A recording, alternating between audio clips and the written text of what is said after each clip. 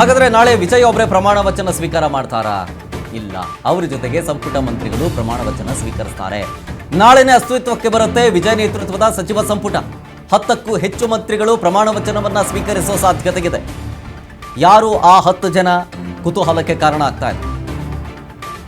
ನಾಳೆ ಕೇವಲ ವಿಜಯ್ ಅವರು ಮುಖ್ಯಮಂತ್ರಿಗಳಾಗಿ ಪ್ರಮಾಣ ವಚನ ಮಾತ್ರ ಸ್ವೀಕಾರ ಮಾಡ್ತಾ ಇಲ್ಲ, ಅವರ ಜೊತೆಗೆ ಇನ್ನೂ 10ಕ್ಕೂ ಹೆಚ್ಚು ಜನ ಪ್ರಮಾಣ ವಚನವನ್ನು ಸ್ವೀಕರಿಸಲಿಕ್ಕಿದ್ದಾರೆ ಮಂತ್ರಿಗಳಾಗಿ. ಖಾತೆ ಅದಾದಮೇಲೆ ಡಿವೈಡ್ ಮಾಡ್ಕೊಳ್ತಾರೆ. ಬಟ್ ನಾಳೆ ಪ್ರಮಾಣ ವಚನವನ್ನು ವಿಜಯ್ ಜೊತೆಗೆ ಈ 10ಕ್ಕೂ ಹೆಚ್ಚು ಮಂತ್ರಿಗಳು ಪ್ರಮಾಣ ವಚನವನ್ನು ಸ್ವೀಕಾರ ಮಾಡ್ತಾರೆ. ಕೇವಲ ಟಿವಿಕೆ ಪಕ್ಷದವರು ಇವರು. ಈ 10ಕ್ಕೂ ಹೆಚ್ಚು ಮಂತ್ರಿಗಳು ಅಥವಾ ಶಾಸಕರು ಅಂತ ಹೇಳಿದ್ನಲ್ಲ, 10ಕ್ಕೂ ಹೆಚ್ಚು ಶಾಸಕರು ಮಂತ್ರಿಗಳಾಗಿ ಪ್ರಮಾಣ ವಚನವನ್ನು ಸ್ವೀಕರಿಸ್ತಾರೆ. ಕೇವಲ ಟಿವಿಕೆ ಪಕ್ಷದವರು ಆಗಿರ್ತಾರೆ ಅವರು. ಬುಸಿ ಆನಂದ್, ಆದವ್ ಅರ್ಜುನ್, ನಿರ್ಮಲ್ ಕುಮಾರ್, ಸೆಂಗೋಟಯ್ಯನ್, ವೆಂಕಟರಮಣನ್ ಸೇರಿದಂತೆ ಅನೇಕರು ಪದಗ್ರಹಣವನ್ನ ಮಾಡಲಿಕ್ಕಿದ್ದಾರೆ ವಿಜಯ್ ಜೊತೆಗೆ. 10ಕ್ಕೂ ಹೆಚ್ಚು ಶಾಸಕರು ಮಂತ್ರಿಗಳಾಗಿ ಪದಗ್ರಹಣವನ್ನ ಮಾಡಲಿಕ್ಕಿದ್ದಾರೆ. ಆ ಶಾಸಕರೇ ಇವರು ಹೇಳಿದ್ನಲ್ಲ, ಬುಸಿ ಆನಂದ್, ಆದವ್ ಅರ್ಜುನ್, ನಿರ್ಮಲ್ ಕುಮಾರ್, ಸೆಂಗೋಟಯ್ಯನ್, ವೆಂಕಟರಮಣನ್ ಸೇರಿದಂತೆ ಇನ್ನೂ ಅನೇಕರು ಪದಗ್ರಹಣ ಮಾಡಲಿಕ್ಕಿದ್ದಾರೆ.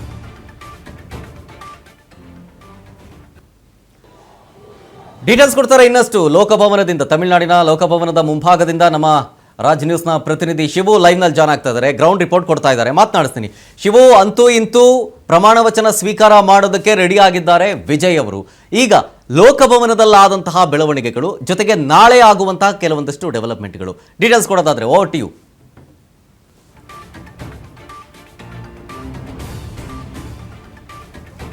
ಶರತ್, ನಿಜಕ್ಕೂ ಕೂಡ ಇದೀಗ ತಾನೇ ತಮಿಳುನಾಡಿನಾದ್ಯಂತ ವಿಜಯೋತ್ಸವ ಅಂತಾನೆ ಹೇಳಬಹುದು. ತಮಿಳುನಾಡಿನ ಜನ ಏನು ಮ್ಯಾಂಡೇಟ್ ಕೊಟ್ಟಿದ್ರು, ದಳಪತಿ ವಿಜಯ್ ಸರ್ಕಾರವನ್ನ ಮಾಡಿ ತಮಿಳುನಾಡನ್ನ ಮುನ್ನಡೆಸಿ ಅನ್ನುವಂತ ಒಂದು ಮ್ಯಾಂಡೇಟ್ ಅನ್ನು ಕೊಟ್ಟಿದ್ರು. ಆ ಮ್ಯಾಂಡೇಟ್ಗೆ ಇದ್ದಂತಹ ನೂರಾರು ಅಡ್ಡಿ ಆತಂಕಗಳು ಇದೀಗ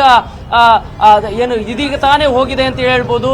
ಅನಿವಾರ್ಯವಾಗಿ ರಾಜ್ಯಪಾಲರು ಕೊಡ್ಲೇಬೇಕಾಗಿರುವಂತಹ ಸ್ಥಿತಿ ಈಗ ಬಂದಿದೆ. ಈಗ ಪ್ರಮಾಣ ವಚನವನ್ನ ನಾಳೆ 3:15ಕ್ಕೆ ಬೋಧಿಸೋದಾಗಿ ರಾಜಭವನದ ಮೂಲಗಳು ಈಗ ಭರವಸೆ ಕೊಟ್ಟಿರುವಂತದ್ದು. ಹಾಗಾಗಿ ಈಗ ತಮಿಳುನಾಡಿನಲ್ಲಿ ವಿಜಯ್ ಎರ ಶುರುವಾಗುತ್ತೆ, ವಿಜಯ್ ಯುಗಾರಂಭ ಆಗುತ್ತೆ. ಸೊ ಎಷ್ಟು ಅಡೆತಡೆಗಳು ಬಂತು ಅಂತ ಹೇಳಿದ್ರೆ, ನೀವು ಕಳೆದ 6 ದಿನಗಳಿಂದ ಇಲ್ಲಿ ನಡೆದಂತಹ ಹೈಡ್ರಾಮಾಗಳಿಗೆ ತೆರೆ ಬಿದ್ದಿದೆ. ವಿಜಯ್ನ ಅಭಿಮಾನಿಗಳು, ತಮಿಳುನಾಡಿನ ಜನ, ಟಿವಿಕೆಯ ಜನ ಎಷ್ಟು ಬೇಸತ್ತೋಗಿದ್ರು ಅಂತಂದ್ರೆ 108 ಬಂದರೂ ಕೂಡ ಸರ್ಕಾರವನ್ನ ರಚನೆ ಮಾಡೋದಕ್ಕೆ ಬಿಡ್ತಾ ಇಲ್ಲ. ಏನ್ ಮಾಡೋದು ಅನ್ನುವಂಥದ್ದು, ಯಾಕೆ ಈ ರೀತಿಯಾಗಿ ನಡ್ಕೊಳ್ತಾ ಇದ್ದಾರೆ ರಾಜ್ಯಪಾಲರು, ಮತ್ತೆ ಈಗಾಗ್ಲೇನೆ ಸಪೋರ್ಟ್ ಬರ್ತೀವಿ ಅಂತ ಹೇಳಿದವರು ಕೂಡ ಬೇರೆ ಬೇರೆ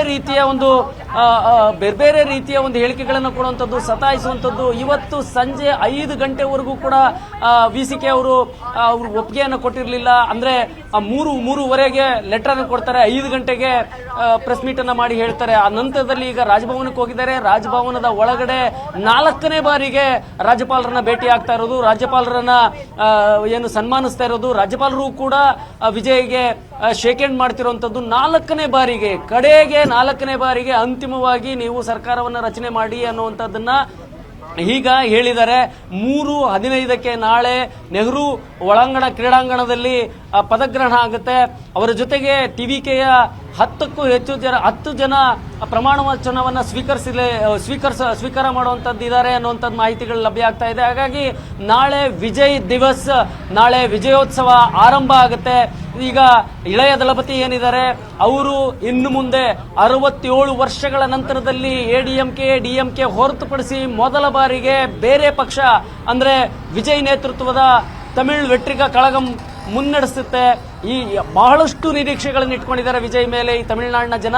ಸಾಕಷ್ಟು ಒಳ್ಳೆ ಕೆಲಸಗಳು ಮಾಡ್ತಾರೆ ಅನ್ನುವಂಥದ್ದು, ಎಷ್ಟು ಪ್ರಮಾಣಕ್ಕೆ ಅವರು ನಂಬಿದ್ದಾರೆ ಅಂತೇಳಿ ಹೇಳಿದ್ರೆ, ಕಡೆಗೆ ನಾವು ಈ ತಮಿಳುನಾಡನ್ನು ಸಂಪೂರ್ಣ ಯಾರೂ ಕೂಡ ಯೋಚನೆ ಮಾಡಿರಲಿಲ್ಲ ಟಿವಿಕೆ ಗೆಲ್ಲುತ್ತೆ ಅಂತ ಹೇಳಿ. ಆದರೆ ತಮಿಳುನಾಡಿನ ಜನ ಸಂಪೂರ್ಣವಾಗಿ ಅವರ ಕಡೆ ಒಲವನ್ನು ತೋರಿಸಿದ್ರು.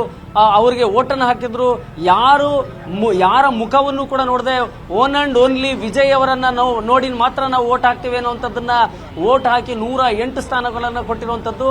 ಹಾಗಾಗಿ ಈಗ ಎಲ್ಲರೂ ಕೂಡ ತಮಿಳುನಾಡು ಹೇಗೆ ನಡೆಯುತ್ತೆ ವಿಜಯ್ ನೇತೃತ್ವದಲ್ಲಿ ಅನ್ನುವಂಥದ್ದನ್ನೇ ಕುತೂಹಲದಿಂದ ಕಾಯ್ತಾ ಇದ್ದಾರೆ. ಇದನ್ನು ಹೊರತುಪಡಿಸಿದ್ರೆ ಇವಾಗ ರಾಜಭವನದ ಒಳಗಡೆ ಎಲ್ಲ ರೀತಿಯ ಫಾರ್ಮಾಲಿಟೀಸ್ ಅನ್ನು ಕೂಡ ಮುಗಿಸ್ತಾ ಇದ್ದಾರೆ. ರಾಜಭವನ ಅಧಿಕೃತವಾಗಿ 3:15ಕ್ಕೆ ಪ್ರಮಾಣ ವಚನವನ್ನು ಸ್ವೀಕರಿಸಿ ಅನ್ನುವಂಥ ಒಂದು ಟೈಮ್ ಕೊಟ್ಟಿದ್ದಾರೆ. ನಾಳೆ ನೆಹರು ಒಳಾಂಗಣ ಕ್ರೀಡಾಂಗಣದಲ್ಲಿ ವಿಜಯ್ ಏನು ಪ್ರಮಾಣ ವಚನವನ್ನ ಸ್ವೀಕರಿಸ್ತಾರೆ. ಇದು ಈಗ ಏನು ರಾಜಭವನದ ಒಳಗಡೆ ಇರತಕ್ಕಂಥ ವಿಚಾರ. ಆದ್ರೆ ಇನ್ನು ಹೊರಗಡೆ ರಾಜಭವನದ ಹೊರಗಡೆ ಇದ್ದೀವಿ ನಾವು. ಸಾಕಷ್ಟು ಅಭಿಮಾನಿಗಳು ಸೇರ್ಕೊಂಡಿದ್ದಾರೆ. ರಸ್ತೆಯ ತುಂಬಾ ಟಿವಿಕೆ ಅಭಿಮಾನಿಗಳು, ವಿಜಯ್ ಅಭಿಮಾನಿಗಳು ಹರ್ಷೋದ್ಗಾರವನ್ನು ವ್ಯಕ್ತಪಡಿಸ್ತಾ ಇದ್ದಾರೆ. ಕಡೆಗೂ ವಿಜಯ್ ಪ್ರಮಾಣ ವಚನ ಸ್ವೀಕಾರ ಮಾಡುವಂತದ್ದಕ್ಕೆ ರಾಜಭವನ ಅವಕಾಶ ಕೊಟ್ಟಿದೆ ಅನ್ನುವಂಥದ್ದು ನಿಟ್ಟುಸಿರು ಬಿಟ್ಟಂತಾಗಿದೆ. ವಿಜಯೋತ್ಸವವನ್ನು ಕೂಡ ಆಚರಣೆ ಮಾಡ್ತಿರುವಂಥದ್ದು ಎಷ್ಟು ದೊಡ್ಡ ಪ್ರಮಾಣದ ಒಂದು ಖುಷಿಯನ್ನು ಅನುಭವಿಸ್ತಿದ್ದಾರೆ ಅಂದರೆ ರಾಜಭವನದ 2 ರಸ್ತೆ ಇಕ್ಕೆಲೆಗಳಲ್ಲಿ ಸಾವಿರಾರು ಜನ ತುಂಬ ಹೋಗಿದ್ದಾರೆ.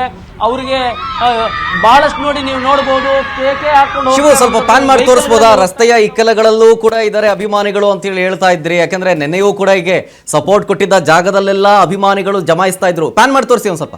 ರಸ್ತೆಯ ಇಕ್ಕೆಲೆಗಳಲ್ಲಿ ಎಷ್ಟು ಜನ ಇದ್ದಾರೆ. ಎಸ್ ನೋಡಿ ಶರತ್, ಯಾವ ರೀತಿಯಲ್ಲಿ ಜನ ಸೇರ್ಕೊಂಡಿದ್ದಾರೆ ಅಂತ ಹೇಳಿ ಬಹಳ ದೊಡ್ಡ ಮಟ್ಟದ ಒಂದು ಜನ ಸೇರ್ಕೊಂಡಿದ್ದಾರೆ. ವಿಜಯ್ ಇನ್ನು ರಾಜಭವನದ ಒಳಗಡೆಯಿಂದ ಹೊರಗಡೆ ಬಂದ್ರೆ ಅವರನ್ನ ನೋಡಿ ಅವರತ್ತ ಕೈ ಬೀಸೋದಕ್ಕೆ ಕಾಯ್ತಾ ಇರುವಂತದ್ದು.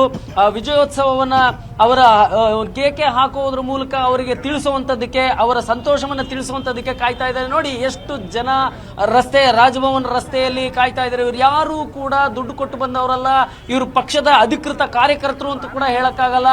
ಎಲ್ಲವೂ ಕೂಡ ವಿಜಯ್ ಅಲ್ಲಿರೋ ಅಭಿಮಾನಿಗಳನ್ನೇನಾದ್ರೂ ಮಾತಾಡ್ಸಕ್ ಟ್ರೈ ಮಾಡಬಹುದಾ ಶಿವು? ನೋಡಿ, ನಾವು ಓಟ್ ಹಾಕಿ ನಮ್ಮನ್ನ ನೀವು ಆಳಿ ಅಥವಾ ಎಸ್ ಇಲ್ಲಿ ಇದ್ದಾರೆ ಸರ್. ನಿಂಗೆ ಹೆಂಗಿರೋದು ಬಂದಿರ್ಕಿಂಗೆ ಇಪ್ಪ ವಿಜಯ್ ಕುಡ್ತಿರ್ಕಂಗೆ ಕನ್ನಡ ಬರುತ್ತಾ ನಿಮ್ಗೆ ಸರ್? ಹೇಳಿ. ಈಗ ವಿಜಯ್ಗೆ ನಾಳೆ 3:15ಕ್ಕೆ ಪ್ರಮಾಣ ವಚನ ಸ್ವೀಕಾರ ಮಾಡೋದಕ್ಕೆ ಅವಕಾಶ ಮಾಡಿಕೊಟ್ಟಿದ್ದಾರೆ. ಏನ್ ಅನಿಸ್ತಾ ಇದೆ? ಅದು ಎಕ್ಸ್ಪೆಕ್ಟ್ ಮಾಡ್ತೀನಿ. ತುಂಬಾ ಎಕ್ಸ್ಪೆಕ್ಟೇಷನ್ ಇದೆ. Actually, Vijay, we are hoping that Vijay will give a very stable politics and will be able to make a mark because he's new to politics in the last 2 years. So, tumba jasti expectation ide. Vijay will give very good politics and will actually stay to the manifesto, true to the manifesto that he promised, and actually stay to the word because he has won the votes based on the trust that he gathered from the people, and people actually trusted his words. People have actually gave all their faith on him, and they have actually given them the clear verdict, clear mandate to form the government. So we are hoping that Vijay will actually stay to the ಕಳೆದ 4 ದಿವಸದಿಂದ ಕಳೆದ 5-6 ದಿವಸದಿಂದ very much of drama ಇಲ್ಲಿ drama ನಡೀತಾ ಇತ್ತು. ಈಗ ಆವಾಗ ನಿಮಗೆ ಏನ್ ಅನ್ನಿಸ್ತಾ ಇತ್ತು? Okay. ನಡೀತಾ ಇದ್ದಾಗ ಏನ್ ಅನಿಸ್ತಾ ಇತ್ತು ನಿಮಗೆ? ವಿಜಯ್ ಸಿಎಂ ಆಗ್ತಾರಾ ಇಲ್ವೋ? Yes, there was so much of confusion irundichu. Actually, first day, according to the constitution, the party with the highest number of seats, the first party should have been given the mandate to form the to actually take oath as a chief minister and form the government. And what is your feelings now? Actually, finally he has made it, right? And also thanks to all this other secular parties like Communist and VCK who came forward to save the democracy and actually give him the enough seats to form the government, right? Yes, ಶರತ್, ಇದನ್ನ ಹೇಳ್ತಾ ಇರ್ತದ್ದು ಪ್ರಜಾಪ್ರಭುತ್ವವನ್ನ CPM, CPI, ವಿಕೆಸಿ ಕಾಪಾಡಿದೆ. 108 ಸ್ಥಾನಗಳನ್ನ ಕೊಟ್ಟಂತಹ ಜನ ಏನಿದ್ದಾರೆ ಅವರಿಗೆ ಸರ್ಕಾರ ರಚನೆ ಮಾಡೋಕ್ಕೆ ಹಲವಾರು ಅಡ್ಡಿಗಳಿದ್ರು ಕೂಡ ಈಗ ವಿಜಯ್ ಕಡೆಗೆ ಸಿಕ್ಕಿದೆ. ಜೊತೆಗೆ ವಿಜಯ್ ಮೇಲೆ ಸಾಕಷ್ಟು ನಿರೀಕ್ಷೆಗಳಿದಾವೆ. ಎಷ್ಟು ಮಟ್ಟ ನಿರೀಕ್ಷೆಗಳಿದಾವೆ ಅಂತ ಹೇಳಿದ್ರೆ ಈಗಾಗಲೇ ಕಳೆದ ಅಲ್ಲಿನ ಜನರ ಕುತೂಹಲಕ್ಕೆ ಪಾರವೇ ಇಲ್ಲ. ಯಾಕೆಂದ್ರೆ ಯಾವಾಗ ಸಿಪಿಎಂ ಕೂಡ ಸಪೋರ್ಟ್ ಮಾಡುತ್ತೆ ಅಂತ ಹೇಳಿದಾಗ್ಲೂ ಕೂಡ ಸಿಪಿಎಂ ಕಚೇರಿ ಮುಂಭಾಗದಲ್ಲೂ ಜನ ಜಮಾಯಿಸ್ಬಿಟ್ಟಿದ್ರು, ಪಟಾಕಿ ಸಿಡಿಸಿ ಸಂಭ್ರಮಿಸಿದ್ರು. ಈಗ ಲೋಕಭವನದ ಮುಂದ್ಗಡೆ ನೀವಿದ್ದೀರಿ, ಲೋಕಭವನದ ಇಕ್ಕಲಗಳಲ್ಲೂ ಇದ್ದಾರೆ. ಆದಷ್ಟು ಯಾರ್ಯಾರು ಏನೇನು ಹೇಳ್ತಾರೆ ಅಂತ ಒಂದಷ್ಟು ಮಾತನಾಡಿಸುವಂತ ಕೆಲಸಗಳು ಮಾಡ್ಬೋದಾ ಅಂತ ಹೇಳಿ ಅಲ್ಲ ಅಕ್ಕಪಕ್ಕ ಸೇರಿರೋ ಜನರಿಂದ. ಎಸ್ ನಾವು ಮಾತನಾಡಿಸುವಂತ ಕೆಲಸವನ್ನ ಮಾಡೋಕ್ಕೆ ಮಾತನಾಡಿಸುವಂತ ಕೆಲಸವನ್ನು ಮಾಡ್ತೀವಿ, ಅವ್ರ ಪ್ರಯತ್ನವನ್ನು ಕೂಡ ಮಾಡ್ತೀವಿ. ಇಲ್ಲಿ ನೋಡಿ ರಸ್ತೆ ಇಕ್ಕೆಲೆಗಳಲ್ಲಿ ಸಾಕಷ್ಟು ಜನ ತುಂಬಿದ್ದಾರೆ. ಇಲ್ಲಿ ನೀವು ನೋಡಬಹುದು ಬಹಳ ಮುಖ್ಯವಾಗಿ ಇಲ್ಲಿ ಹಿಂದೆ ಮಾತನಾಡುವಂತ ಒಂದು ಪ್ರಯತ್ನವನ್ನು ಮಾಡ್ತೀವಿ, ಮಾತನಾಡ್ತಾರೆ ಅಂತೇಳಿ ಹೇಳ್ತಿದ್ದಾರೆ. ಸೊ ನಮ್ಮ ಕ್ಯಾಮ್ರಾ ನೀವು ಮಾತಾಡಿ ಸರ್. 1967 ಅಲ್ಲಿ ಯಾವ ತರ ಗೌರ್ಮೆಂಟ್ ಬಂದಿದ್ದೋ ಆ ತರ ಗೌರ್ಮೆಂಟ್ ಬರ್ಬೋದು. 1967 ಅಲ್ಲಿ ಯಾವ ತರ ಗೌರ್ಮೆಂಟ್ ಬಂದಿದ್ದು, ಆಮೇಲೆ 1977 ಯಾವ ತರ ಗೌರ್ಮೆಂಟ್ ಬಂದಿದ್ದು ಆ ತರ ಗೌರ್ಮೆಂಟ್ ಇವತ್ತು ಬರ್ಬೋದು. ಜನಗಳಿಗೆ ಒಳ್ಳೆ ನೆಲದ ಬರ್ಬೋದು. ಈ ಎಲ್ಲರೂ ಜನಗಳಿಗೂ ಚೆನ್ನಾಗಿರ್ಬೋದು. ಸೊ ಎಲ್ಲರೂ ಚೆನ್ನಾಗಿರ್ಬೋದು. 1967 ನಲ್ಲಿ ಯಾವ ರೀತಿಯ ಸರ್ಕಾರ ಬಂದಿತ್ತೋ ಆ ರೀತಿಯ ಒಂದು ಸರ್ಕಾರವನ್ನ ನಿರೀಕ್ಷಣೆ ಮಾಡ್ತಿದೀವಿ ಅಂತ ಹೇಳ್ತಿದ್ದಾರೆ. ಇವ್ರನ್ನು ಕೂಡ ಮಾತಾಡಿಸುವಂತ ಪ್ರಯತ್ನ ಮಾಡ್ತೀವಿ. ಸರ್ ಕನ್ನಡ ಇಲ್ಲ ತಮಿಳೇ பேசுங்க சார். எந்த மாதிரி நீங்க எக்ஸ்பெக்ட் பண்றீங்க, எந்த மாதிரி டெவலப்மெண்ட் எக்ஸ்பெக்ட் பண்றீங்க? தளபதிக்கோசரம் இங்க 4 நாள் இங்க தான் இருக்கேங்க, சென்னையிலே இருக்கேங்க. ಏನೋ ಹೊರಡುವಂತವರಿಗೆ ಇದು ಮಾಡ್ತಿದ್ದಾರೆ. ಈಗ ವಿಜಯ್ ರಾಜಭವನದಿಂದ ಹೊರಡ್ತಾ ಇದ್ದಾರೆ, ಶರತ್ ರಾಜಭವನದಿಂದ ಹೊರಡ್ತಾ ಇದ್ದಾರೆ. ಹಾಗಾಗಿ ನಾವು ಆ ಕಡೆ ತೋರಿಸುವಂತ ಕೆಲಸವನ್ನ ಮಾಡ್ತೀವಿ. ರಾಜಭವನದ ಎಲ್ಲ ಒಂದು ಪ್ರಕ್ರಿಯೆಗಳನ್ನ ಕೂಡ ಮುಗಿಸಿ ಈಗ ವಿಜಯ್ ಹೊರಡ್ತಾ ಇರುವಂತದ್ದು. ಸೊ ಇನ್ನು 3 ಎಸ್ ಶರತ್, ನೀವು ಹಾಗೆ ಅದನ್ನ ನೋಡಬಹುದು ವಿಜುವಲ್ಸ್ ಅಲ್ಲಿ. ಎಲ್ಲರೂ ಕೂಡ ಅವ್ರನ್ನ ವಿಶ್ ಮಾಡೋದಕ್ಕೆ ಮುಂದಾಗ್ತಾ ಇದ್ದಾರೆ. ಅವರ ಕಾರನ್ನ ಈಗ ಇನ್ನೇನು ರಾಜಭವನದಿಂದ ಹೊರಡುತ್ತೆ ಅವರ ಕಾರು. ಸೊ ಅವರನ್ನ ವಿಶ್ ಮಾಡುವಂತದಕ್ಕೆ ಏನು ಮುಗಿ ಬೀಳ್ತಾ ಇರುವಂತದ್ದು. ಅಭಿಮಾನಿಗಳು ರಸ್ತೆಗೆ ಇಳಿತಾ ಇದ್ದಾರೆ, ಪೊಲೀಸರು ಹರಸಾಹಸ ಮಾಡ್ತಾ ಇದ್ದಾರೆ. ನೀವು ನೋಡಬಹುದು ಕಾರ್ನಲ್ಲಿ ಈಗ ಎಲ್ಲ ಒಂದು ಪ್ರಕ್ರಿಯೆಗಳನ್ನು ಮುಗಿಸಿ ಈ ಪೊಲೀಸರು ಕೂಡ ಅಭಿಮಾನಿಗಳನ್ನ ಸಾಕಷ್ಟು ನಿಯಂತ್ರಣ ಮಾಡೋದಕ್ಕೆ ಹರಸಾಹಸವನ್ನು ಪಡ್ತಾ ಇದ್ದಾರೆ. Over to Sharath. Yes fine. Live visuals ಗಳನ್ನ ಗಮನಿಸ್ತಾ ಇದ್ದೀರಿ ಲೋಕಭವನದ ಮುಂಭಾಗದಿಂದ. ಥ್ಯಾಂಕ್ ಯು ಶಿವ ಅವರೇ ಡೀಟೇಲ್ಸ್ಗಾಗಿ. ಜೊತೆಗೆ ಇನ್ನಷ್ಟು ಮಾಹಿತಿಯನ್ನು ಪಡ್ಕೊಳ್ತೀನಿ ಇನ್ನೊಂದು ಕೆಲವೇ ಕ್ಷಣಗಳಲ್ಲೇ. ಲೋಕಭವನದ ಮುಂಭಾಗದ ಲೈವ್ ವಿಜುವಲ್ಸ್ ಇದು.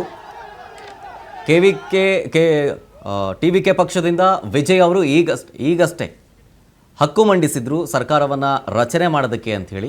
ಅದರ ಲೈವ್ ವಿಜುವಲ್ಸನ್ನು ಒಂದು ಕಡೆ ಗಮನಿಸ್ತಾ ಇದ್ದೀರಿ. ಸ್ವಲ್ಪ ನೆಟ್ವರ್ಕ್ ಇಶ್ಯೂ ಇದೆ ಲೋಕಭವನದ ಮುಂಭಾಗದಲ್ಲಿ. ರಸ್ತೆಯ ಇಕ್ಕೆಲಗಳಲ್ಲೂ ಕೂಡ ಜನ ಜಮಾಯಿಸಿಬಿಟ್ಟಿದ್ದಾರೆ. ನಾನು ಹೇಳ್ತಾ ಇದ್ದೆ ಅದನ್ನೇ. CPI ಅವರೆಲ್ಲರೂ ಒಬ್ಬೊಬ್ಬರಾಗೆ ಸಪೋರ್ಟ್ ಕೊಟ್ಟ ಸಂದರ್ಭದಲ್ಲೂ ಕೂಡ ಅವರ ಕಚೇರಿಯ ಮುಂದೆ, CPI ಕಚೇರಿಯ ಮುಂದ್ಗಡೆ ಇದ್ದಿದ್ದು ವಿಜಯ್ ಅವರ ಅಭಿಮಾನಿಗಳು. ನೋಡಿ ಅದು ಲೈವ್ ವಿಜುವಲ್ಸ್. ಚೆನ್ನೈನ ಲೋಕಭವನದ ಮುಂಭಾಗದಿಂದ ನಿಮ್ಮ ರಾಜ್ ನ್ಯೂಸ್ ಗ್ರೌಂಡ್ ರಿಪೋರ್ಟ್ ಮಾಡೋದರ ಜೊತೆಗೆ ಲೈವ್ ವಿಜುವಲ್ಸ್ಗಳನ್ನು ನಿಮ್ಮ ಮುಂದೆ ಇಡ್ತಾ ಇದ್ದೀವಿ.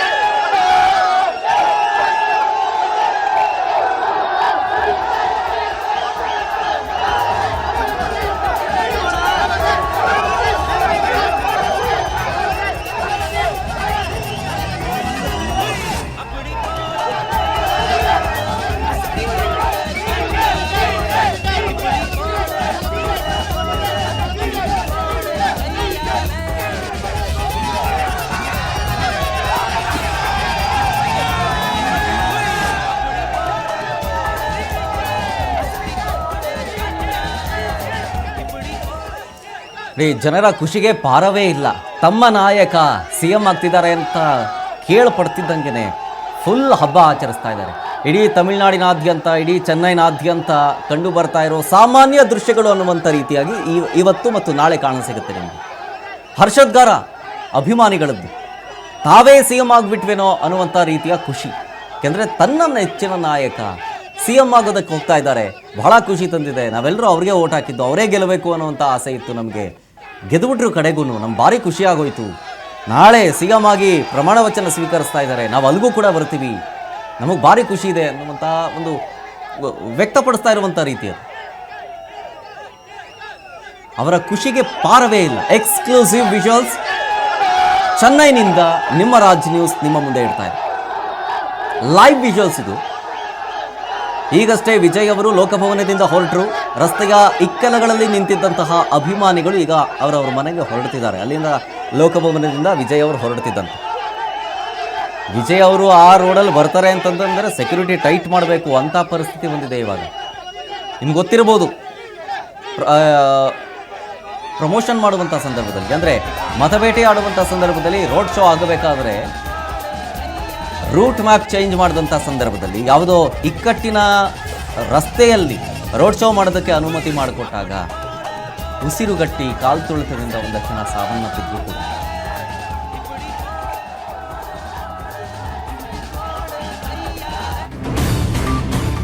ನಾಳೆ 3:15ಕ್ಕೆ ವಿಜಯ್ ಪ್ರಮಾಣ ವಚನ ಸ್ವೀಕರಿಸ್ತಾರೆ. ಘಟಾನುಘಟಿ ನಾಯಕರು ಭಾಗಿಯಾಗ್ತಾರೆ. ಆಬ್ವಿಯಸ್ಲಿ ಕಾಂಗ್ರೆಸ್ನ ನಾಯಕ ರಾಹುಲ್ ಗಾಂಧಿ ಅವರು ಕೂಡ ಹಾಜರಾಗಿರ್ತಾರೆ. ಎಐಸಿಸಿ ಅಧ್ಯಕ್ಷ ಮಲ್ಲಿಕಾರ್ಜುನ ಖರ್ಗೆ, ತೆಲಂಗಾಣ ಸಿಎಂ ರೇವಂತ್ ರೆಡ್ಡಿ, ಮಾಜಿ CM M K Stalin, Edappadi Palaniswami ಅವರು ಕೂಡ ಭಾಗಿಯಾಗಿರ್ತಾರೆ. ನಟ ರಜನಿಕಾಂತ್, ಕಮಲ್ ಹಾಸನ್, ಸೂರ್ಯ ಅವರೆಲ್ಲರೂ ಕೂಡ ಭಾಗಿಯಾಗಿರ್ತಾರೆ.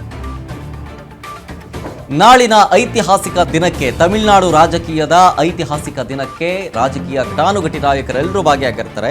ಕಾಂಗ್ರೆಸ್ನ ರಾಹುಲ್ ಗಾಂಧಿ, ಎಐಸಿಸಿ ಅಧ್ಯಕ್ಷ ಮಲ್ಲಿಕಾರ್ಜುನ ಖರ್ಗೆ, ತೆಲಂಗಾಣ ಸಿಎಂ ರೇವಂತ್ ರೆಡ್ಡಿ, ಮಾಜಿ ಸಿಎಂ ಎಂ ಕೆ ಸ್ಟಾಲಿನ್ ಅವರು ಭಾಗಿಯಾಗಿರ್ತಾರೆ. ಎಡಪ್ಪಾಡಿ ಪಳನಿಸ್ವಾಮಿ ಅವರು ಭಾಗಿಯಾಗಿರ್ತಾರೆ. ಇದೊಂದು ಪ್ರತೀತಿ ಅನ್ಬೋದು ಅಥವಾ ಸಂಸ್ಕೃತಿ ಅಂತ ಹೇಳ್ಬೋದು.